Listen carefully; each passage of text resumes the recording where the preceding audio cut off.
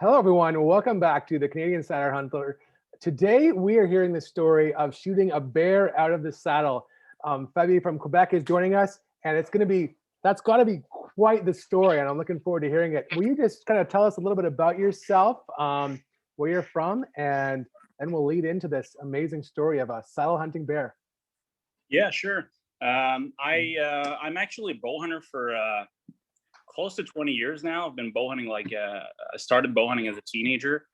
Here in Quebec, it's mostly whitetails, and so yeah, I've been bow hunting because the main areas, the land that had permission to hunt, were actually rifle allowed. So I do bow hunting, which I've been doing my whole life. This is really what hunting is all about for me. The proximity with the animal. I don't feel like I'm watching them from afar, like with a rifle. I'm actually part of the adventure. I'm like close to them, so that's what's exciting for me. And yeah, this year, one of my friends who's actually a Canadian archery champion, we were working on my bow together, and I just told him that I wanted to try go for a black bear hunt, and I didn't know about it. But his father is actually the owner of he's actually an outfitter for like over 30 years. It's a Big Bear Adventure here in Quebec. They have they're actually hunting out of the reserve of Mastigouche and La Vérendrye. So there's quite a big territory for black bears, and he's like, man, you gotta come to our place. You're gonna be amazed. And he started to show me those pictures of those huge bears that they've harvested over the years. So that's how it all started. So we planned that out, and we made it happen. And it's actually one of the only friends I have here that is saddle hunting, because it's something that is not very popular here. It deserves to be known much more than it is right now. Our whitetails strategy here in Quebec. I don't know for the rest of Canada, but here, baiting is legal. So people just put tons of apples and carrots, and they just sit in their tent or their tree stand and just wait the same spot for the whole season, hoping a deer will just pass by.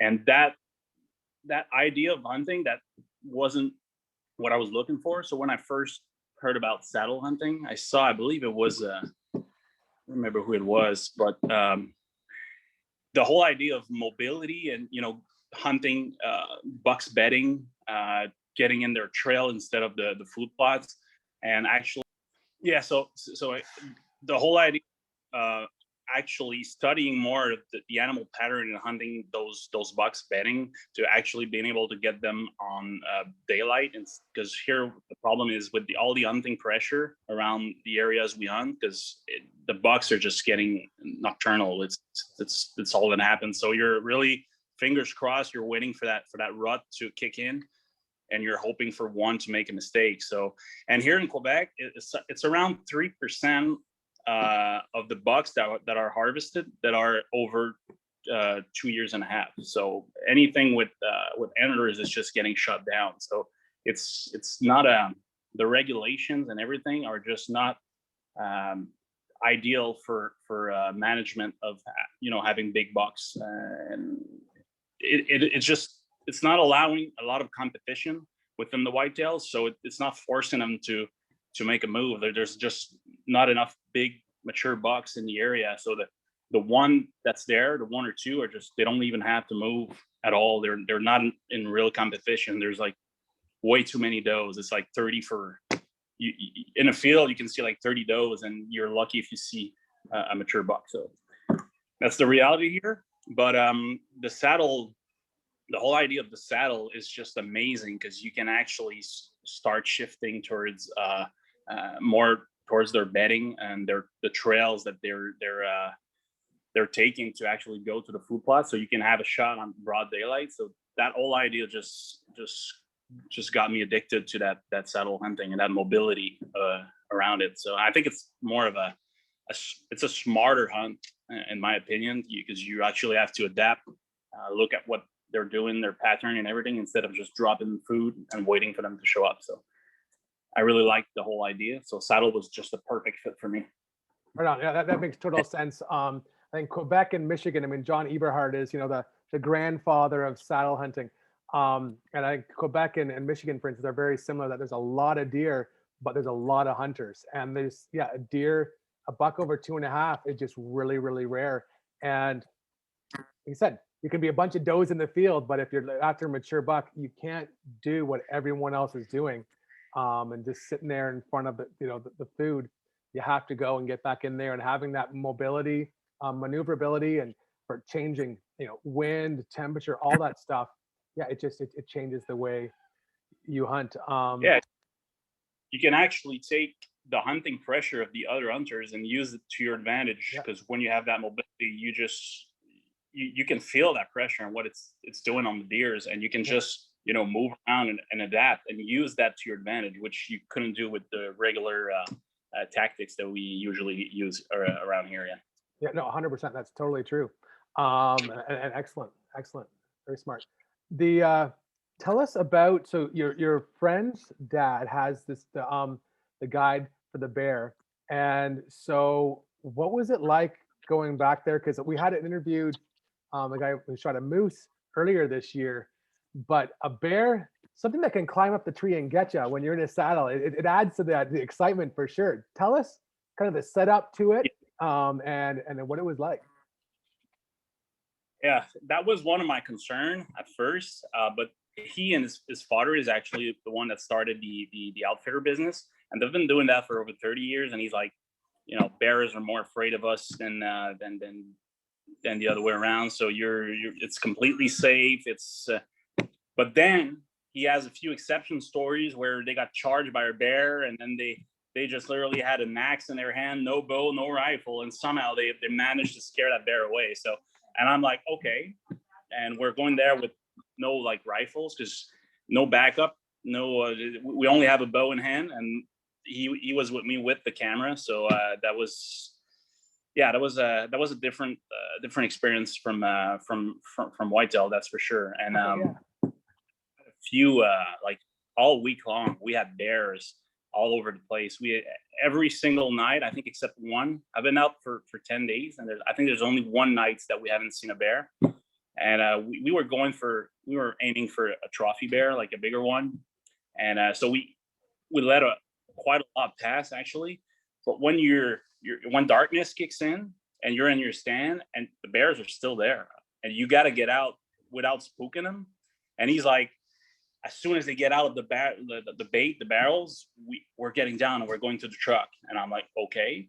So there's even one of our hunts that a friend of ours had his bow, and he was taking the bow down with the rope. And then the time he turns around, gets his backpack, when he comes back, there's actually a bear playing with the bow. So yeah, he's what they do is they get a few rocks that they put in their pockets, and they use that to scare the bear away. They just throw the rocks around just to scare them a little bit, without being spotted and they take advantage of this little moment, and they just slip out and go back to the truck. So it was quite a few scary moments, to be honest, when you hear those branch cracking out. They're walking around the tree stand, and you're literally walking, you're climbing down that, and you have no idea. You could be like 5 feet away, and fingers crossed that it's not a female, and you're in between her and her cubs. It is something else. It's I bet. Quite fun. Yeah. Oh yeah, for sure. And being in a saddle, because we were chatting earlier, is that like, was it easier getting down because of saddle? Did you feel a little more movable, or was it the opposite? Did you feel a little more like constricted by that? It was the saddle itself. The difference is we're not leaving the stuff in the tree, because we're taking everything down with us. So compared to a permanent tree stand where you just leave everything, that could in a way be a little quicker. But we were two with the saddle in the same tree, one with all the camera gear and everything. So we had a lot of stuff packed in that tree that we couldn't let, because sometimes it was rainy at nights and everything. So we couldn't leave anything in the tree. We just left the climbing sticks and the platforms, but I believe it was pretty much the same as it's just, the packing the ropes and everything. But as far as going down, I believe it's easier, because when you're saddle hunting, and you probably know, but you definitely know about it, but you need to be organized. Just everything on your, like, the clip on your saddle, everything in your backpack is as a certain order that you're going to need that once you're in the tree in that particular order. So everything is just, quiet and smooth. So once you get that organized, I believe everything is just, slow as smooth as fast. So everything is just easier. And instead of, just packing up everything and trying to get down. And so, yeah, the experience of the saddle gives you definitely some speed of doing climbing up and climbing down. So yeah, that was, I just loved it. The first hunt, we went in a 3-stand, and I literally told my friend, he was in the saddle because they had like one stand in the tree. So he was filming from the saddle. I was shooting from the stand. And I told him, like, tomorrow this thing's coming down. And he was sleeping. Like, it was so comfortable. He was literally, at the beginning of the hunt, he was sleeping in front of me. And I was like, my knees are hurting. I can feel like I have a hip pinch. I can't feel my toes. It's like, I hate tree stands now that I use saddle. And it's, I don't know, any kind of tree stand, it's just not comfortable when you compare that to the saddle. Yeah. No, so yeah, the saddle. That's good. I agree. I think one of the advantages, especially with bear hunting, and because they can climb up the trees, is when we saddle hunt, we leave less evidence that we were there, right? If you have a big ladder stand that's strapped on there, I mean, it's obvious. They see it, and the bears, like you said, the noise of the bow coming down, the bear come investigate. Bears are very curious, right? And so they come and they check it out, and they may not know exactly what it is, but they know it doesn't belong there, right? I mean, they've spent their whole lives in the woods, and there's a metal ladder leaning up against the tree. That doesn't go there. So I think it's a big advantage, and also to be able to stay hidden. Tell us about when you shot this bear. I've sent me a picture, and I'll try to include that in our podcast here in the thumbnail. But that was a nice bear. Tell us about that lead up to the shot, and how you saw him, and what was that like? Well, the first thing is that we're using a lot of trail cams. So we were actually after one particular bear. I'll send you a picture after that, but he had to be over 350. It was a huge bear, and we had him on trail cams mornings at around 5, 6, daylight, shootable daylight. And we had him in the evening also, and a few days before we went to that spot. So the thing is, we gathered the SD cards from the trail cams, and we spotted that deer and that bear, and we're like, okay, tomorrow we're heading there. But we had no idea of how the trees around the bait were. So if we could get a saddle up in time, in the darkness. Yep. So what we did is in the morning, we went there with a ground blind. When we arrived, we saw it afterwards on the trail cam, but we actually spooked that bear. He was like literally in the bait when we came in with the car. We were using cranberries in the bait. So the time that we filled the barrel with cranberries, and then while I was climbing the tree, and my friend just left with the car, and then he sneaked back in. So the bear was there once we got there. So after that, we're in the tent, and I think it's 2 hours later. We don't see anything. This is like quite a quiet morning. So I'm sitting in those camping chair, or those tissue chair that it's really uncomfortable with time. So we were literally like kind of sleepy and not moving. The one time I feel uncomfortable, and I'm like, I'm gonna just move a little bit forward to get that blood flowing.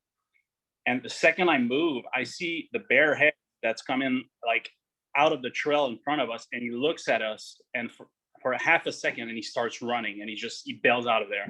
And we're like, oh, okay, that was the huge bear that we were after, and we just spooked him. So, and my friend is like, with experience he has, he's like, those kind of big bears, mature male, will give us a second chance, but we're gonna have to move 180 degrees for the evening hunt. So he's gonna be more aware of where the tent were, where the ground blind was, and we're gonna be at the opposite around. So we use the opportunity of daylight to spot a tree.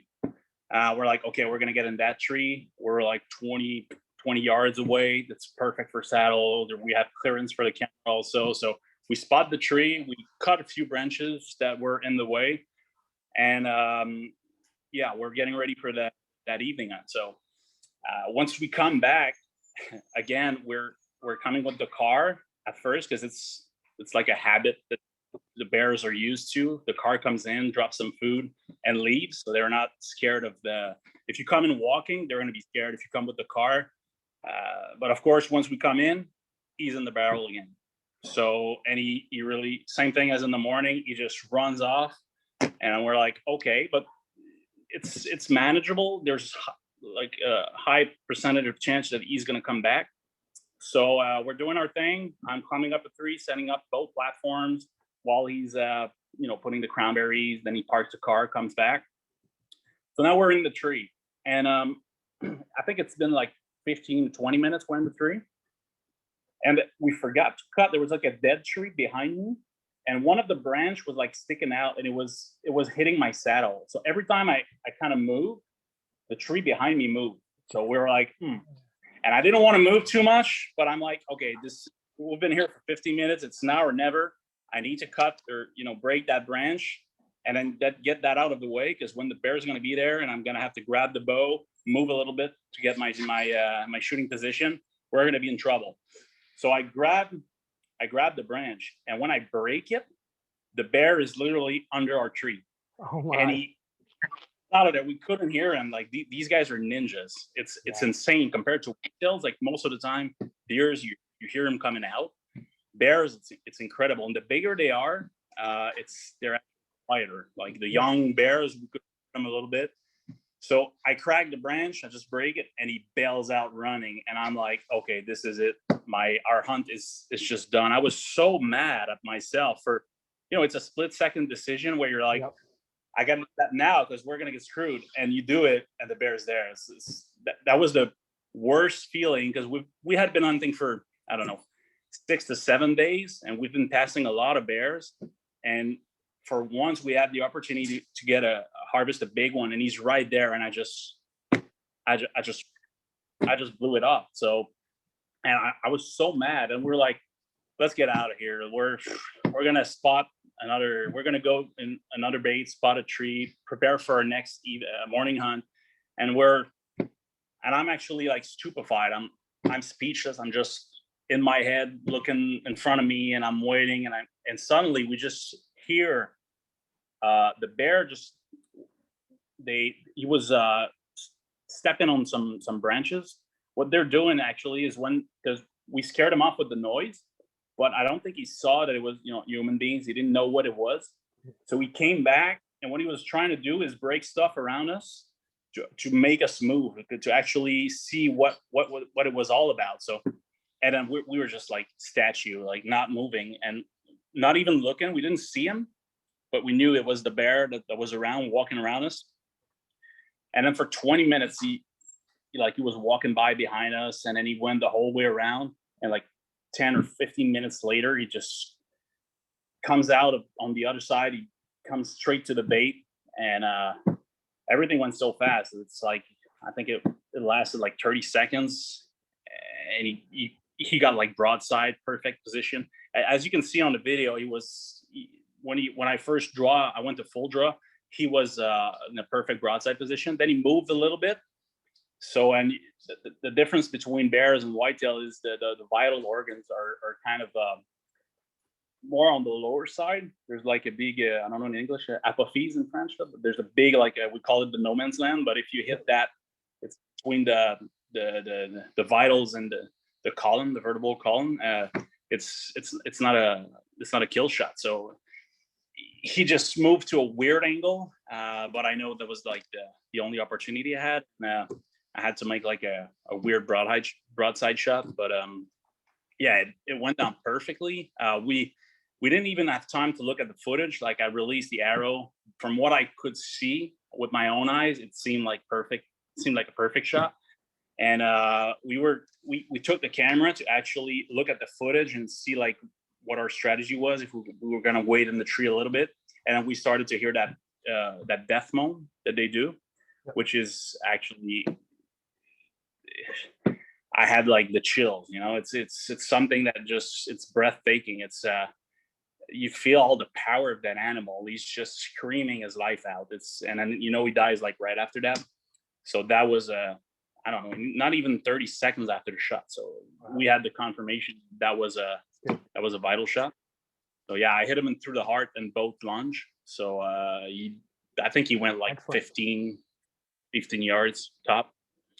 Wow. So yeah, it's just the worst thing about that bear is that you go from the worst feeling a hunter could possibly have of blowing everything up the whole week, the whole trip, like that, and then out of a split second, he just comes back, and you're like in the whole other emotion. You're like, wow, this just the contrast between it's just made it all so much more so much more rewarding.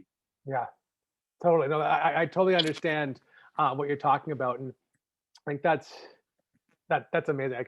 I'm looking forward to experiencing that myself. I haven't done bear hunting yet. I'm going to in the next couple of years, hopefully. But it's like we talked about earlier, being able to be in the saddle and having that stick. You broke the stick and then heard something, but didn't know where you were, and being able to be still against the tree, right, where the tree is right there and you're part of it. If you were sitting in a ladder stand and then heard that noise and looked up and it saw the ladder going this way and two guys sitting on top, or again, that tent, the morning, there's a tent there, a noise came from there, I'm out of here. It makes such a difference. Makes such a difference to. Yeah, and you're actually in more of a branch like shape. You're not square sitting like a tree stand. He knows this is, you don't see any tree that has those kind of shapes in it. Yeah. But when you're in you're actually looking like I don't know, a branch, I guess. But yeah. So you're much more camouflage in the environment, and yes, it allows much more movement because you're using that tree between you and the animal to your advantage. So, and the biggest thing is we were able to actually move 180 degrees and just spot a tree, and it didn't take us like a tree stand. You need to work on it. You need to put, and you know how it is. Getting a tree stand up a tree it can be a quite painful experience sometimes. You're like, because these things are so heavy and they're bulky, so it's a pain. You're doing a lot of noise. But once we were doing it, we scared the bear away. But he was not 100 yards away. He was probably around, just sitting and waiting. So we could actually spot the tree and install everything without making too much noise. So that probably saved us that harvest. That's 100% for sure.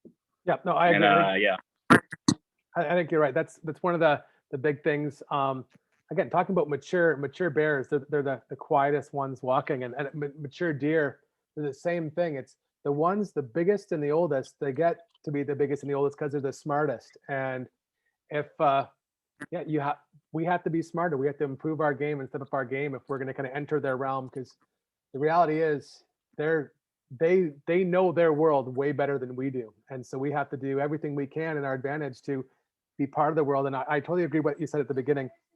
I as well. I love feeling like I'm part of nature, not just in it.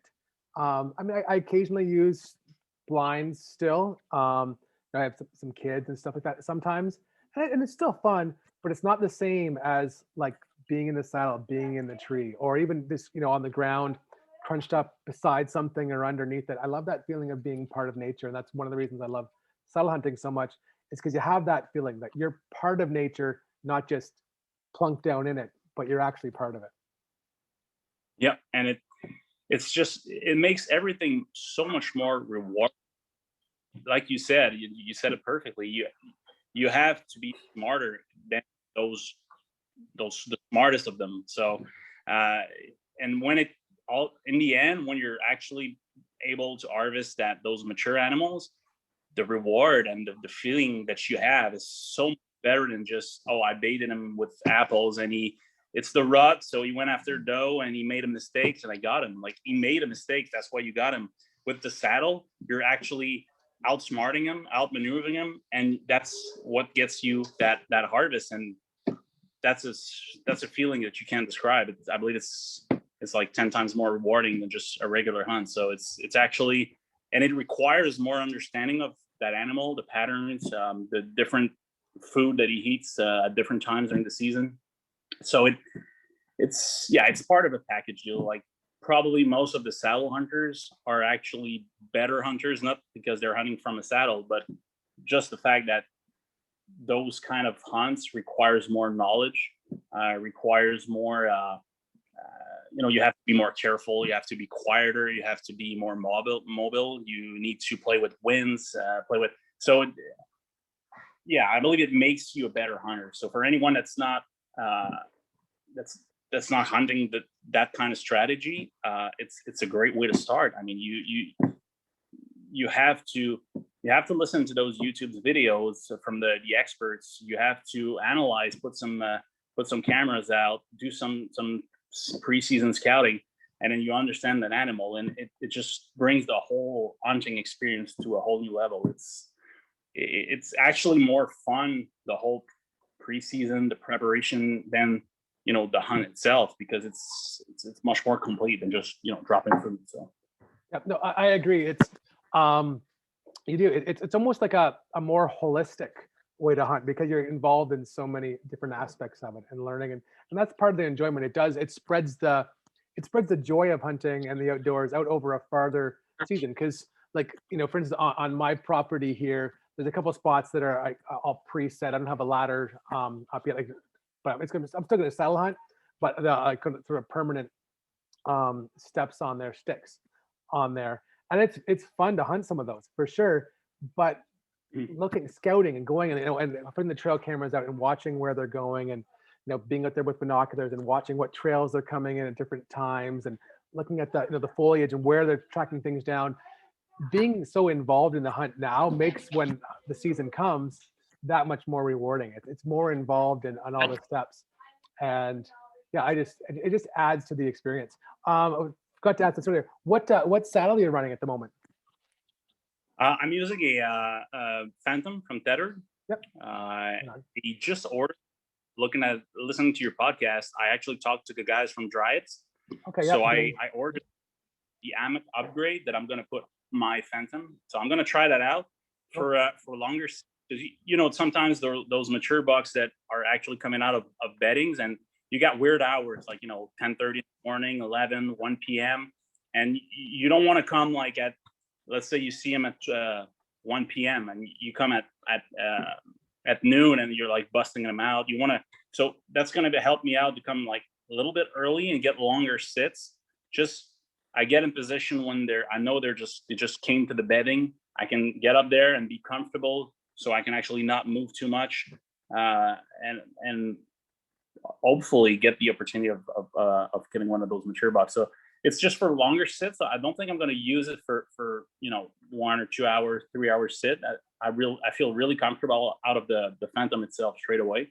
It's just that with bear hunts, sometimes we have like 5.5 hours sit, and then in the end, which is the most crucial moment, and in the end, that's where you're a little more uncomfortable. Like that blood flow is just, you got some hip pinch a little bit. Still like 50% less than a tree stand, but you still have to move a little bit just to, I don't know if you do that, but I like loosen the belt buckle of the saddle and put it a little lower to just change those pressure points. Yep. But that involves quite a bit of movement, and it involves the movement at the worst timing possible, which is your last hour of hunting. So that's where the buck could be like right around and just looking at everything. He's just looking at you. So yeah, it's I ordered the Dryads, but I'm using the Tethered one for now, and it's been quite great. Cool. That's very good. It's a great product. I think talking to Dane, I think that retrofit kit, adding that hammock to it, I think that's a really, really handy thing to have. I think that was really smart of him to put in, because it's something, and because it's a lightweight, it's not something that you necessarily have to use all the time, but it's an option, and it's a tool to the chest in the tool chest. And I know that it's so much of hunting, like we talked about preparation before, it's preparing yourself for that moment. I think it was the guy, I forget his name off the top of my head. I think it's maybe John from Hex. But it's the last, we spend hours and hours of hunting, scouting and prepping and all this stuff for really like that 15 to 30 seconds.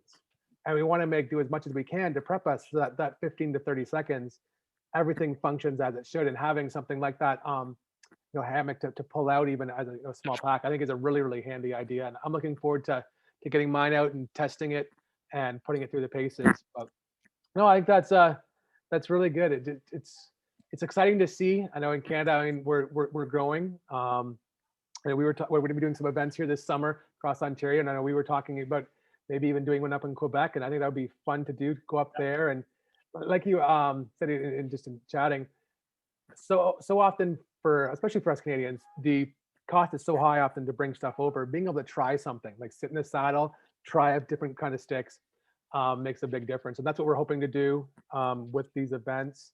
And I think it'd be great to come up there. And I'm talking to yourself and talking to someone out east and guy out west. We'll just see kind of how it goes.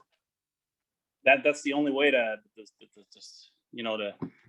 actually get people addicted to saddle hunting, is because when they look at it, I don't know about you, but when you talk to people about saddle hunting, the first thing that comes to mind is comfort. And they're like, all those ropes are going to be in the way. And, how can you be comfortable in that? And I'm like, you have no idea. You won't like to hunt from 3-stand after that. And for the ropes, I don't know from your experience, but it's just perfect. I hunt with a bow. I got a 35 inch axle bow, so there's quite a string angle, and it's actually not even close to touching the string. So it's the ropes. So it's just that a misconception that people have by looking at pictures, and that they don't understand. But once you sit in one, it just all makes sense. Everything comes together. So I think the best thing is for people to try it. But when you don't, it's around like 200 US, most of the saddle, around 200, 250 US. Half of that just for bringing it here, shipping, and I've had to pay some additional costs for the borders, but I'm not sure how much, but I think it was around $80 Canadian. So it all comes down to, you start with a $250 thing, and right here it's $400. So for someone that hasn't tried it, it's kind of expensive it's a gamble. So, but you have to trust people like you, like me, people that tried it. And we're not selling saddles, and we're all unanimous on this is comfortable, this is great, and still people are hesitating. So yeah, I think those kind of events will get that started, and hopefully we'll get some smarter hunters that more management, you're more involved in the environment. So I think it's a win-win for everybody. Yeah, I agree. I think and trying it out. I know, I mean, me sitting in this chair here, we've been here, 40 minutes, and I'm ready to move. I'm uncomfortable sitting on a chair. In a saddle, a saddle is way more comfortable than 99.9% of tree stands out there. And so yeah, go try it out. Hopefully, look at online. We'll have some dates up there soon for saddle hunting events. Talk to someone. One of your buddies are doing it.